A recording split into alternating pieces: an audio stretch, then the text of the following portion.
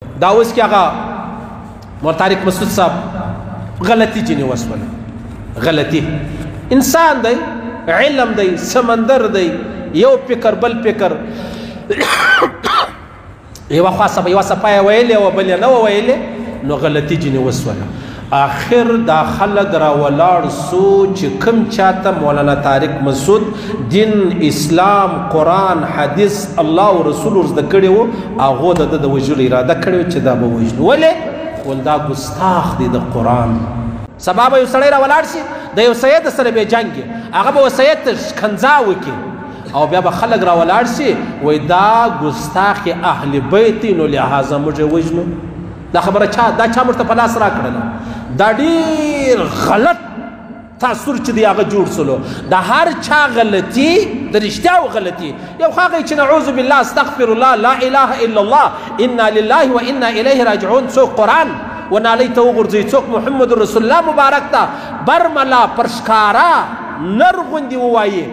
یا الله ته بد وایي دا نه غلطي بیا تا ته دا اختیار چا در کړی لما غلطي وسو ته په ما پسې ګرځې بیا هغه غریب یو واره نه دوه واره نه درې وارې معافي واخیسته چې لما غلطي وسو بیا هم تا نه پرېښوی ته څوک یې تا ته دا اختیار چا در کړی دی علما داسې بدنامه کوئ دا یو ډېره لویه مسله دا شاته یو ډېر لوی قوت په بسي و چې دا خبرې کولې و طارق مسعود صاحب ځان ته عالم دی ځان ته خپل مطلب یو مسله او خبره لري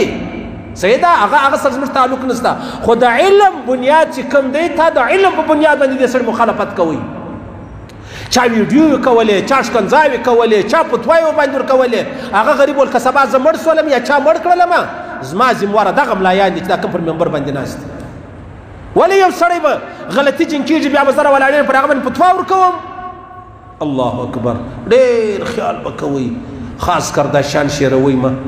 خاص کر د خپل مستند علماء څخه پوښتنه وکړئ زما وارو ملایان نه چې پر منبر ناست چې وی ویل هغه وویل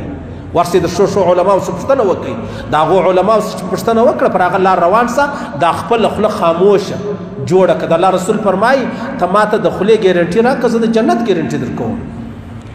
یو عالم به سړی راولاړېږي وژني به څوک زه مناظره ورسره کوم څوک وایي د قرآن ګستاخه دی څوک وایي پلانی دی څوک وایي پلانی دی اشنو دا خلک به راولاړ سوي بیا به دی وژلی وایي د دې وژلو بیا حساب پر چا باندې و دا علیحده داسې قوتونه شته چې د دین د اسلام د علماو خلاف دي هغه دا پروپاګنډې کوي هغه پوسټونه کوي هغه بیا ویډیو چې دی هغه شیري بس قرار خاموشي اختیار کا الله پاک ولا تا بیا پوښتنه ونه کړي او که ته دا چمونه کوي الله له تا پوښتنه کوي ولې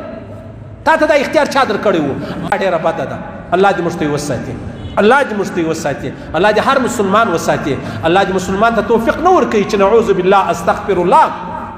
هغه قصدن راولاړېږي یا قرآن یا صحابه یا انبیا یا اهل بیت یا بل